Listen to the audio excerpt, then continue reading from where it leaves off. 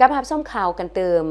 จะเริ่มลงมือปฏิบัติโครงการปลูกกาแฟปลูกแมคคาเดเมียอยู่บ้านพนวนดงเมืองปากซองแขวงจำปาสักในวันที่6พฤษภาคม2026ได้มีพิธีเซ็นสัญญาสัมปทานโครงการปลูกแมคคาเดเมียและปลูกกาแฟในเนื้อที่ดิน150เฮกตาร์อยู่ที่บ้านพนวนดงเมืองปากซองแขวงจำปาสักของบริษัทหุ้นส่วนกสิกรรมและผลิตกาแฟบริเวณปากซองจำกัดพิธีได้จัดขึ้นอยู่ที่โรงแรมจำปาสักแกลนโดยการให้เกียรติเข้าร่วมของท่านพิมพรพันดานุวงศ์ห้องประธานคณะกรรมการปกครองแขวงผู้สินำเวียกงานคงเขตเศรษฐกิจขันแขวงฐานปริญญาเอกกรการคำมวงศ์หัวหน้าของการคณะกรรมการส่งเสริมและการคุ้มครองการลงทุนแขวงฐานคำนีละวงศ์หัวหน้าแผนกกสิกรรมและสิ่งแวดล้อมแขวงฐานคำขอดเมืองหลวงประธานคณะกรรมการปกครองเมืองปากซองฝ่ายบริษัทให้เกียรติเข้าร่วมโดยทานเวียนวันเฮืองอำนวยการบริษัทหุ้นส่วนกสิกรรมและผลิตกาแฟบริเวณปากซองมีการนำแผนกการออมขางแขวงและแขกถึกเซินจากบริษัทการนำและพนักงานวิชาการที่เกี่ยวของเขาร่วม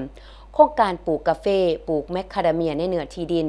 150เฮกตาร์อยู่บ้านพนวนดงเมืองปากซองแขวงจำปาสักของบริษัทหุ้นส่วนกสิกรรมและผลิตกาแฟบริเวณปากซองจำกัดได้เส้นบทบันทึกความเข้าใจในครั้งวันที่5ธันวาคม2025ที่ผ่านมาปัจจุบันบริษัทได้สำเร็จบทวิภาคเศรษฐกิจเทคนิคและสำเร็จการหับห้องเอาสิ่งแวดล้อมของโครงการแล้วในจำนวนเนื้อที่ดิน150เฮกตาร์ย้อนแนวนั้นจึงได้นำเสนอขอเซ็นสัญญาสัมปทานโครงการและได้เปิดกองเจรจาสัญญาสัมปทานในวันที่24เมษายน2026ระยะเวลาสัมปทาน30ปีมูลค่าการลงทุน200ตึกกว่ากีบโดยแมนบริษัทหุ้นส่วนกสิกรรมและผลิตกาแฟบริเวณปากซองจำกัดเป็นผู้ลงทุนฝ่ายองค์การปกครองแขวงจำปาสักลงนามโดยฐานปริญญาเอกกรการคำมวงศ์หัวหน้าของการกสิกรรมส่งเสริมและคุ้มครองการลงทุนแขวงลงนามเป็นพยานมีฐานคำนีละวงศ์หัวหน้าแผนกกสิกรรมและสิ่งแวดล้อมแขวงฐานคำขอดเมืองหลวงประธานกรรมการปกครองเมืองปากซองฝ่ายบริษัทลงนามโดยฐานเหวียนวันเฮือง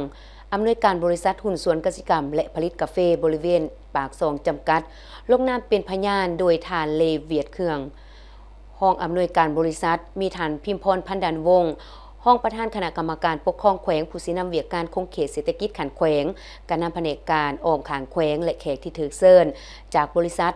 การนำคะแนนการที่เกี่ยวของเขาร่วมเป็นสักขีพยานการเซ็นสัญญาสัมปทานโครงการปลูกกาแฟปลูกแมคคาเดเมียในเนื้อที่ดิน150เฮกตาร์อยู่บ้านพนวนดงเมืองปากซองในครั้งนี้แม่นปฏิบัติตามข้อตกลงของคณะกรรมการปกครองแขวงเลขที่351ทับคปคจสลงที่5พฤษภาคม2026ว่าโดยการมอบสิทธิ์ให้ห้องการคณะกรรมการส่งเสริมและคุ้มครองการลงทุนต่างหน้าให้คณะกรรมการปกครองแขวงเซ็นสัญญาสัมปทานโครงการดังกล่าวและจะได้เริ่มจัดตั้งปฏิบัตินับแต่มื้อเซ็นสัญญาสัมปทานเป็นต้นไป